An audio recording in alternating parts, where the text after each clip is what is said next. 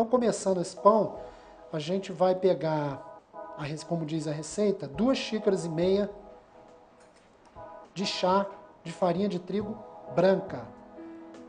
Essa parte da farinha de trigo, eu gosto de dizer que as pessoas devem procurar usar uma farinha de trigo de boa qualidade. E como é que a gente sabe se a farinha de trigo é boa? A farinha de trigo de boa qualidade, basta a pessoa, na hora da compra, verificar o rótulo atrás da farinha e ver as informações, ler as informações nutricionais dessa farinha. Essa farinha de boa qualidade é uma farinha que tem que ter entre 9% e 12% de proteína. Isso está escrito atrás no rótulo. Você vai ver a proteína, teor de proteína da farinha, está lá escrito direitinho. A partir de 9%. A partir de 9% até 12%. De teor de no proteína. Brasil, é um pouco difícil, comercialmente falando, encontrar uma farinha de 12% de proteína ou mais. Mas a partir de 9 já encontra. A partir de 9 você encontra. E não comprar, não usar de maneira nenhuma uma farinha abaixo de 9% de proteína, porque é uma farinha que a formação do glúten não vai ser muito correta, então o pão não vai crescer, pode realmente causar um problema de qualidade final do pão, da massa. E, não vai ficar bom, né? Não vai ficar bom. Agora adicionamos a farinha integral. Agora vai uma xícara de chá de farinha de trigo integral.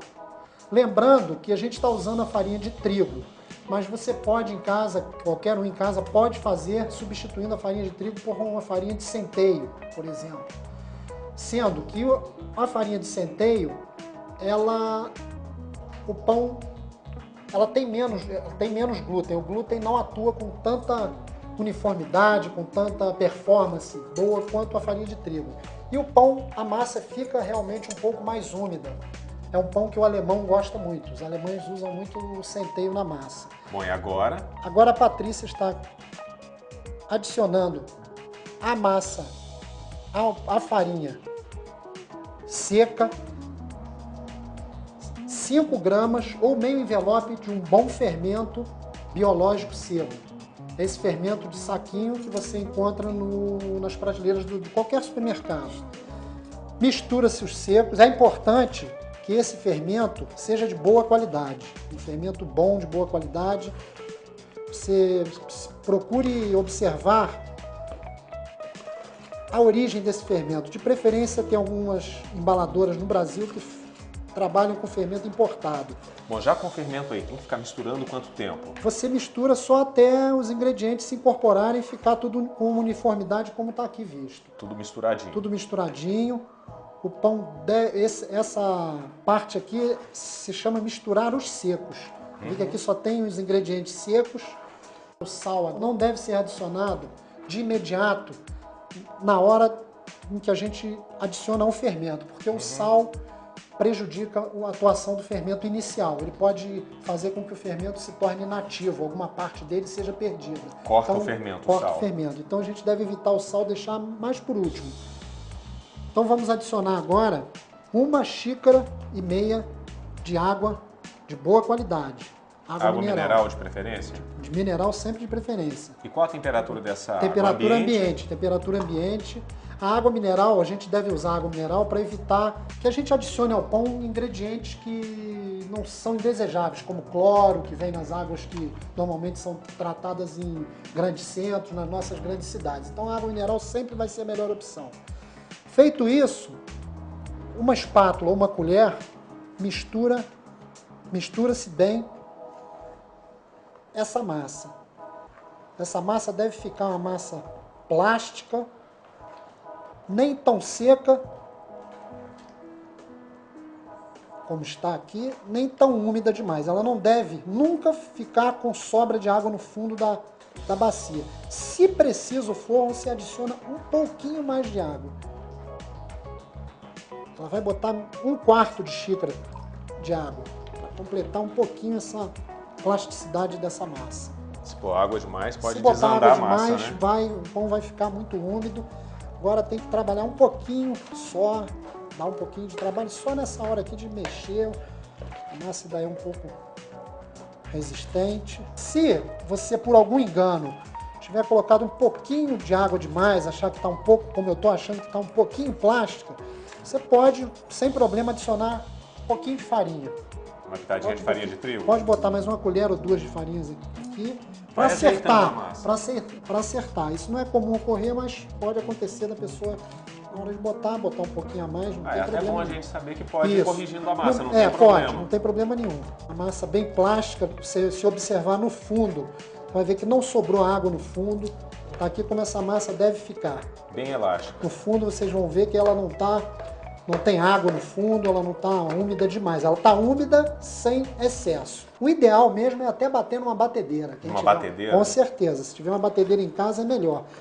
Mas se bater demais também... Se bater demais, realmente pode dar um resultado não muito agradável. O pão pode ficar também um pouco pesado.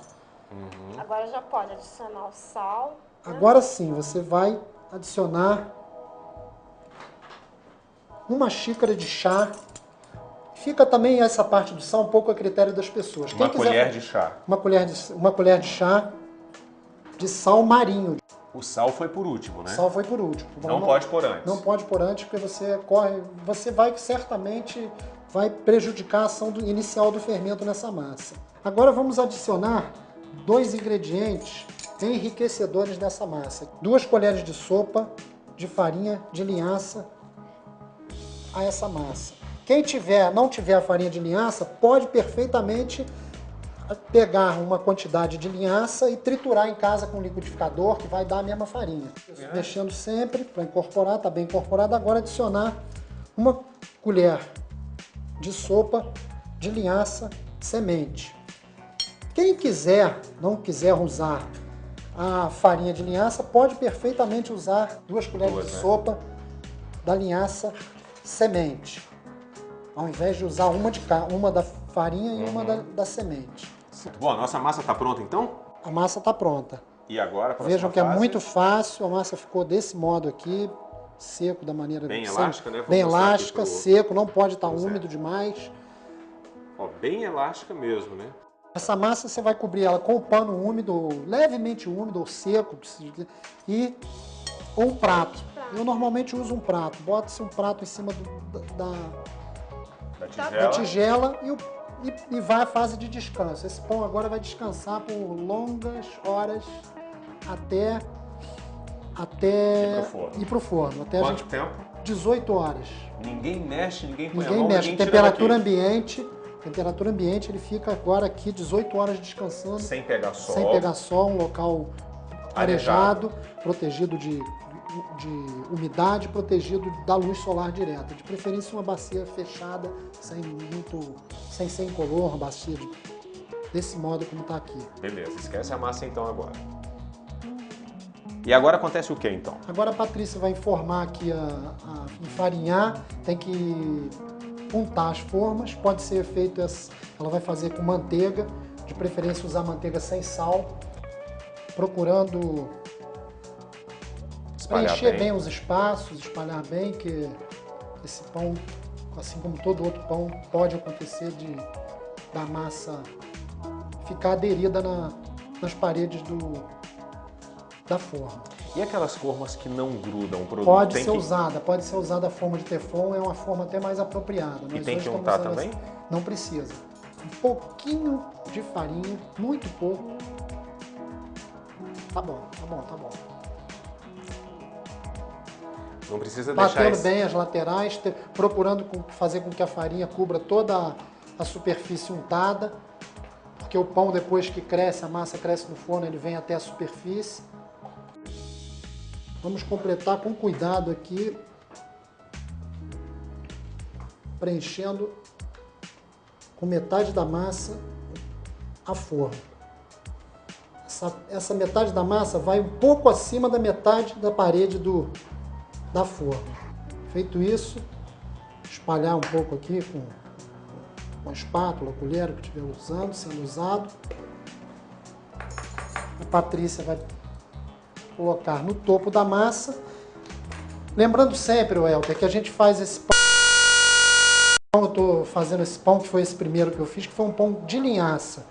Esse pão pode ser feito com qualquer outro grão que você queira usar. Você pode fazer o pão de aveia, isso fica a seu critério. Pode ser feito com semente de girassol, Pode-se fazer hoje, o que a gente faz muito, que eu uso muito aqui, é um trigo sarraceno. Você pode fazer um pão com quinoa real, grãos de quinoa, que é um pão também muito bom.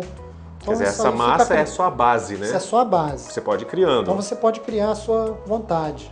Vamos pro forno? Vamos pro forno. Vamos deixar 45 minutos no forno, o forno aquecido a 290 graus, 300 graus, a fogo alto, durante 45 minutos. Esse pão vai ficar no forno e o resultado a gente vai ver daqui a pouco. Receita toda R$3. Receita toda R$3, 2 pães R$3.